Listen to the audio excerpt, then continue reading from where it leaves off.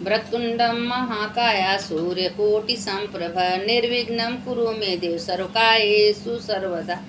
ओम गजाननं भूतगणादिसेवितं कपित्थितचमुपलचारुभक्षणम् उमासुतं शोकविनाशकारकं नमामि विघ्नेश्वर पादपंकजम। आज हम आप लोगों को 27वां अध्याय भेज रहे हैं वैशाख महीने का। हम तो कहते हैं ना कि रोज़ इसीलिए एक अध्याय हम रोज़ रोज़ भेजते हैं, आप लोग रोज़ रोज़ सुना करिए। देखिए कथा सुनने का तो बहुत बड़ा महत्व होता है, बार बार रोज़ कहते हैं, लेकिन आप लोग अगर कथा सुनते तो थोड़ा शेयर करिए, सब्सक्राइब करिए, लाइक करिए, कमेंट में लिखिए यहाँ कथा आपका बहुत अच्छा लग रहा है, इसमें लिख के भेजिए। अब ये सब करेंगे तो आप तो पुण्य की भागी होंगी। जानती है कथा भेजने का, सुनने का, सुनाने का बहुत बड़ा महत्व होता है, बार बार रोज़ बोलते हैं हम। तो इसको आप जब खोलिए तो थोड़ा सा लाइक कर दीजिए। करना क्या है, बस बटन तो दबाना है और तो कुछ करना है नहीं। तो एक बटन दबा दीजिए और उसके बाद आप लोग भी पुण्य का भागी बनिए। ये कथा सुनने सुनाने का बहुत बड़ा महत्व होता है, तो इसीलिए कहते हैं कि अपने जरिए मत रखिए, सबको बांटिए, बांटने से बढ़ता है। तो अरे हम लोग को औकात कुछ नहीं है देने का, तो कम से कम पुण्य तो बांट दें। इतना करने का बहुत बड़ा महत्व है, कुछ करना नहीं, बस एक बटन दबाना है। आप लोग को अगर अच्छा लगे तो एक बटन दबा दीजिए और लाइक सब्सक्राइब तो एक बार करना है, लाइक तो बस एक बटन दबा देना है और कुछ तो करना है नहीं। चलिए अब सुनिए कथा वैशाख महीने का, इसीलिए डाल दे रहे हैं, जब आप लोग को इच्छा करे तब आप लोग चालू करके सुन लिया करिए। मंगलम भगवान विष्णु मंगलम गरुध्वज मंगलम पुंडरीकाक्ष मंगलाय तनो हरि। देखिए सूत जी कहने लगे, हे राजन, वैशाख में शुक्ल पक्ष के अंत को जो 3 तिथि पुष्करणी है। अब देखिए 3 तिथि कितना पुष्करणी है, त्रयोदशी, चतुर्दशी, पूर्णिमा। अगर जो महीना भर में स्नान दान जप पूजा कुछ नहीं किया, अगर 3 दिन कर ले तो उसको नहाने का इतना बड़ा पुण्य मिल जाता है दान धर्म का कि 1 वर्ष तक आपका सब शुभ होगा। तो इसीलिए कहते हैं 3 दिन मत व्यर्थ जाने दीजिए, जो हो सके कर लेना चाहिए। 3 दिन का बहुत बड़ा महत्व है। शुक्ल 3 दिन पुष्करणी कहलाती है, ये संपूर्ण पापों को दूर करने वाली है। जो कोई वैशाख मास के महीने भर तक स्नान नहीं कर सकता, वह 3 तिथियों में स्नान करने से संपूर्ण फल मिल जाते हैं। संपूर्ण देवता त्रयोदशी के दिन इकट्ठे होंगे, जीवों को पवित्र करते हैं। पूर्णमासी को विष्णु भगवान के संग संपूर्ण तीर्थ इकट्ठे होते हैं। चतुर्दशी के दिन यज्ञ सहित सब देवता उन्हें पवित्र करते हैं। प्राचीन काल में वैशाख की एकादशी को विष्णु भगवान ने अमृत उत्पन्न किया, द्वादशी को उसकी रक्षा की, त्रयोदशी को देवताओं को अमृत पान कराया गया। अब देखिए तिथि का कितना बड़ा महत्व है। लास्ट चल रहा है, और जो पा गया तो पा गया, जो खो दिया तो खो दिया। इसीलिए कहते हैं तिथि मत खोने दीजिए, कर लीजिए। जो चतुर्दशी को देवताओं के विरोध दैत्यों का नाश किया। पूर्णमासी को देवताओं ने अपना राज प्राप्त किया। जो इन तीनों तिथियों में गर्म जल से स्नान करते हुए 14 मनवंतर प्रेत और नरक में निवास करते हैं। जो देवता के निमित्त दूध और दही का दान, अन्य का दान नहीं करते, वह 14 वर्ष पिशाच की योनि तक भोगते हैं। तो इसीलिए कहते हैं महीना में दूध है, दही है, शहद है, घी सब दान करना चाहिए। जो नहीं करते हैं वो पिशाच बन के घूमते हैं, प्रलय काल तक भोगते हैं। जो मनुष्य देवता पितृश्वर गुरु और विष्णु भगवान के निमित्त स्नान दान नहीं करते, उन्हें हम श्राप देते हैं। ये मनु निसंतान, आयुहीन और दुखी होंगे। देखिए इस महीने में आप जब स्नान करिए तो धर्मराज के नाम से जरूर स्नान करिए। धर्मराजाय नमः, धर्मराजाय नमः, राजाय नमः, चित्रगुप्ताय नमः, ये सब नाम लेने से सारे पुण्य आपका बरकत रहेगा। अगर इनका धर्मराज का नाम नहीं लेंगे तो धर्मराज भ्रष्ट हो जाएंगे, सारा पुण्य छीन ले जाएंगे। आप बस मेहनत करिए, मिला कुछ नहीं, क्या मतलब है। तो इसीलिए कहते हैं नहाते समय जब आप लोग स्नान कर लीजिए, धर्मराज का नाम ले लीजिए, उनके नाम से 3 अंजलि जल दे दीजिए, दक्षिण ओरी हाथ कर लीजिए और धर्मराजाय नमः, धर्मराजाय नमः, राजाय नमः, तो इतना बोल के 3 अंजलि जल दे दीजिए। आपका पूरा महीना भरे का पुण्य इकट्ठा हो जाएगा ना। सब धर्मराज इकट्ठा ले लेंगे, आपको कुछ मिलने वाला नहीं है। तो इसीलिए बार बार समझाते हैं कि जो काम करना ढंग से करना, नहीं करना है तो कुछ मिलने वाला नहीं है। अरे हम गंगा जी रोज नहीं जा सकता, गंगा जी का नाम तो ले ही सकते हैं ना, हर हर गंगे नर्मदे गंगे, इतना तो बोल ही सकते हैं ना। इतने में गंगा मैया के हमको स्नान करा देंगी, तो इतना बोलने से इतना बड़ा पुण्य है। निसंतान आयुन और दुखी होंगे। ये देवताओं को देकर अपने अपने धाम को चले गए। ये तीनों पुष्करणी कहलाई। जो कोई विष्णु सहस्त्र नाम का पाठ करे, मधुसूदन भगवान के एक बार दूध से स्नान करा हुए वो विष्णु लोक को जाता है। बताइए, एक बार दूध से स्नान कराने से विष्णु लोक को जाते हैं। इसलिए दूध, दही, घी, शहद का इतना बड़ा महत्व है। जो कोई एक बार दूध से स्नान कर विष्णु लोक को चला जाता है। जो पूर्णमासी के दिन नीले वृक्ष को घोड़े के समस्त धर्म, अर्थ, काम और मोक्ष की प्राप्ति होती है। जो वैशाख के महाशय बुद्धिमान सुरतगीत के सन्मुख कहा गया, वैसे देखा सुना गया है। इस महाशय को संपूर्ण रूप से ओरण करने की सामर्थ्य तो ब्रह्मा में भी नहीं है। वैशाख महीना देखिए कितने लोगों को तारता है। छिपली को तार दिया, गधा घोड़ा को तार दिया, हाथी को तार दिया, खाली कथा सुनने मात्र से। इसीलिए बार बार रोज रोज समझाते हैं, बिन सत्संग विवेक न होई, राम कृपा बिन सुलभ न होई। एक घड़ी आधे में पुनिया। जितना आपके समय है, जितना आपके पास सामर्थ्य, उतना कथा जरूर सुनिए, क्योंकि कथा सुनने का बहुत बड़ा महत्व है। अब पार्वती ने पूछने पर महादेव जी कहने लगे, कथा पूरी न हुई तो ऋषियों ने प्राणियों के हित के लिए वैशाख महाशय का ओरण किया। वैशाख में दान, सत्कर्म, इन सब निश्चय ही मुक्ति देने वाला है। सूजी मिथिलापति राजा जनक को समझाकर जाने लगे कि राजा के एक साथ आह्लाद उत्पन्न हुए, नेत्रों में जल टपकने लगा। अपनी वृद्धि के लिए सुखदेव जी का उत्सव पालकी बैठा गया। ग्राम की प्रतीक्षा की चतुर्णी सेना के संग भेजकर वस्त्र, आभूषण, गौ, पृथ्वी, तीर, सुवर्ण आदि सब प्रकार के वैभव आगे रखकर हाथ जोड़कर खड़ा हो गए। सुखदेव जी अत्यंत संतुष्ट होकर प्रसन्नता पूर्वक कहने लगे कि मैं धाम को जा रहे हैं। नारद जी कहने लगे, हे राजा अम्बरीश, यह परम अद्भुत आख्यान मैंने तुम्हारे सामने सम्मुख श्रवण किया। इसके श्रवण मात्र से संपूर्ण पाप नष्ट हो जाते हैं।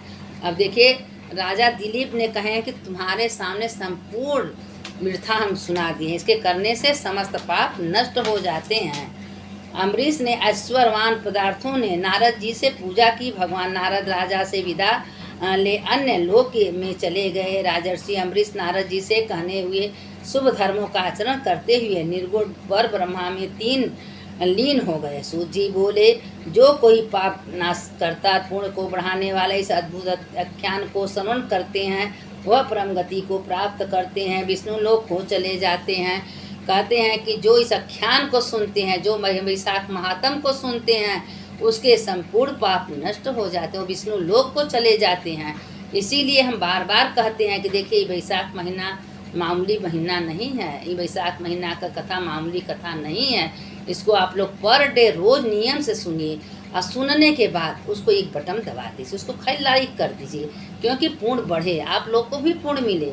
इसमें बांटने से बढ़ता है, घटता नहीं है। इसीलिए वो कहते हैं दान देने से कभी कम नहीं होता। तो इसलिए पुण्य की दान नहीं है, इसको भी आप लोग दान करिए। अब वैशाख महीना में जो पुनर्जन्म में अच्छा कर्म करके आए, खूब राजशाही राजभोग कर रहे हैं, लेकिन यही न सोचते कि मेरा अगला जन्म क्या होगा, मेरे संगे ऐसा क्या होगा, तो नहीं समझ रहे हैं। भाई अच्छे कर्म किए हैं तो इसीलिए उनको सब सुख मिल रहा है, लेकिन इसको खिलवाड़ समझते हैं, मजाक उड़ाते हैं। लेकिन वो तो बाद में पता चलेगा कि इसका अंतिम क्या होगा। करने वाले की जय, सुनने वाले की जय। अब वैशाख महीना का कथा इसके आगे अब काल आप लोग को हम सुनाएंगे। मंगलम भगवान विष्णु मंगलम गणध्वज मंगलम पुंडरीकाक्ष मंगलाय तनो हरि। अच्युतम केशवम राम नारायणम कृष्ण दामोदरम वासुदेवम हरि। श्रीधरम माधवम गोपिका वल्लभम जानकी नायकम रामचंद्रम भजेयम। सुनने वाले की जय, सुनाने वाले की जय। भोलेनाथ की कथा सुन लीजिए आप लोग।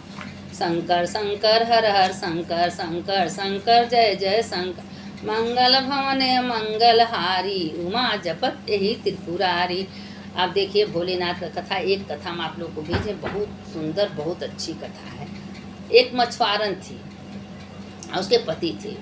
वो दोनों मिल के शंकर जी की इतना पूजा करते थे कि पूजा करते करते 10-12 साल बीत गया, उनको कोई संतान नहीं हुआ।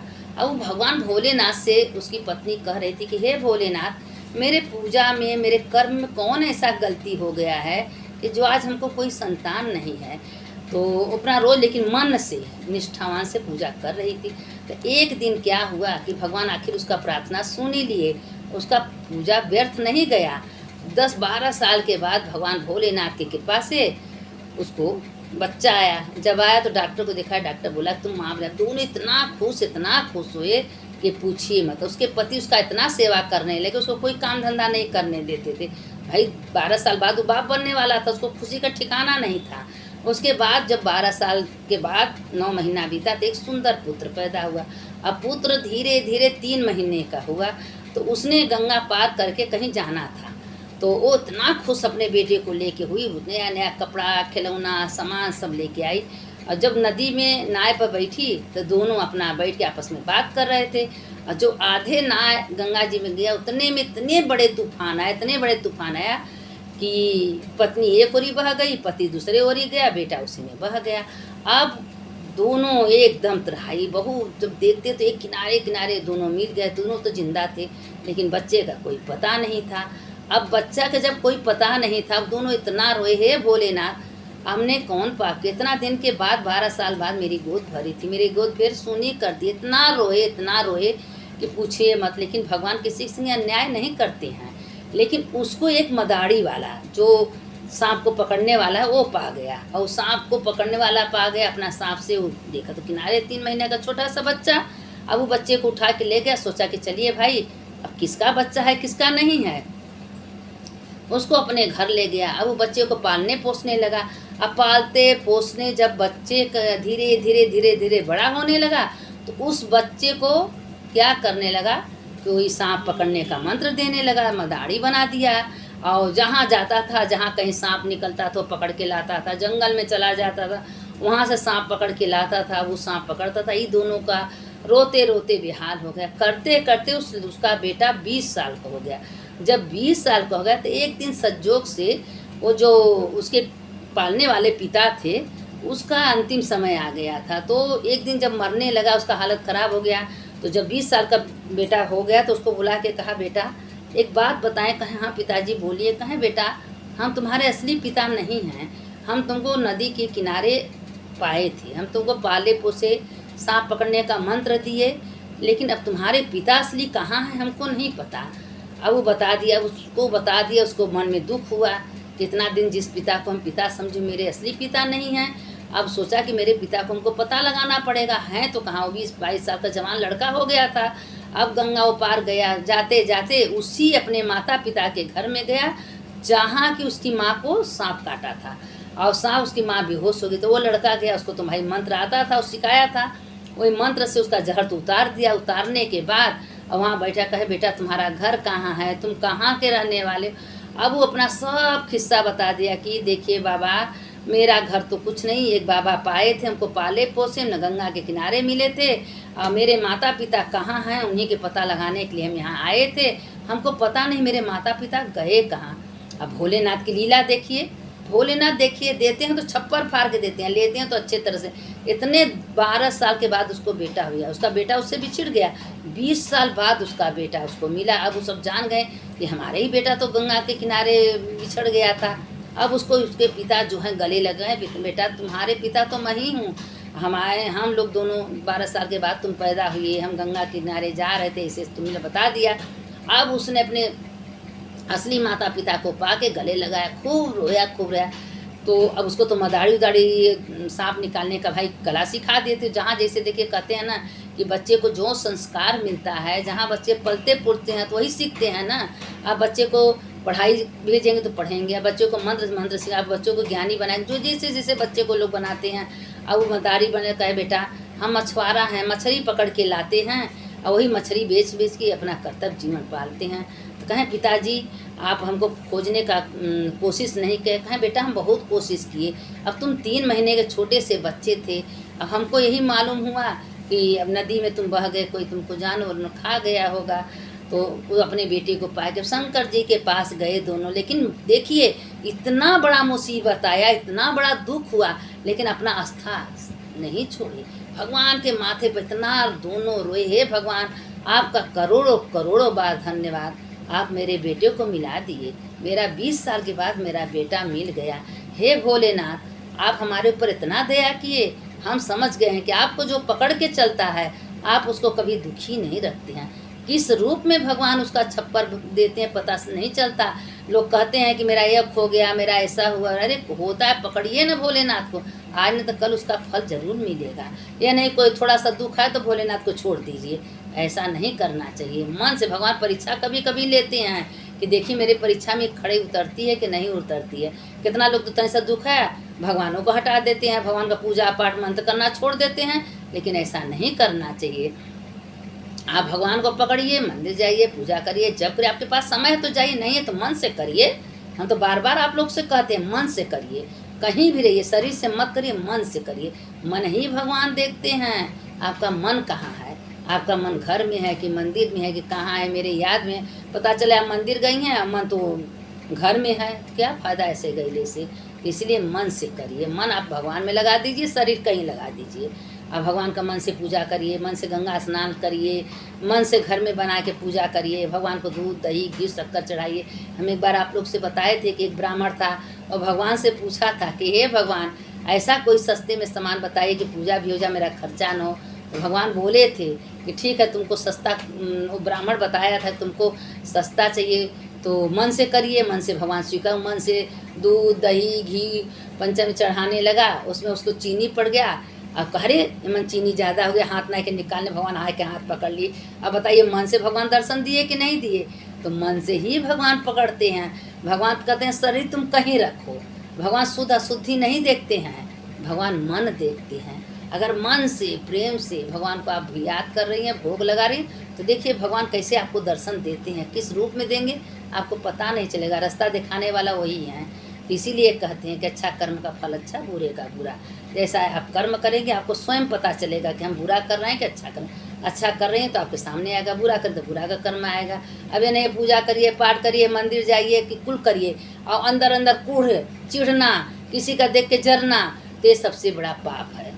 जो है अपने में खुश है वो अच्छा, अपने कर्म अनुसार पा रहा है, हम अपने कर्मानुसार, यही तो नहीं करना चाहिए। हमेशा सबके बारे में अच्छा सोचना चाहिए। सर्वे भवन्तु सुखिनः, सर्वे सन्तु निरामया, सर्वे भद्राणि पश्येत् कस्य दुख भाग्य भवेत्। यह मंत्र का मतलब है कि सारे संसार सुखी रहे, कोई दुखी न हो, सबके भगवान सुखी रखें, उसके बाद हमको भी रखें। जो ऐसा करता है उसके भगवान हमेशा सुख शांति समृद्धि देते हैं। सुनने वाले की जय, सुनाने वाले की जय। शंकर शंकर हर हर शंकर शंकर शंकर, जय जय शंकर। मंगल भवने मंगल हारी, उमा जपते इति पर, हर हर महादेव, हर हर महादेव, घर घर महादेव।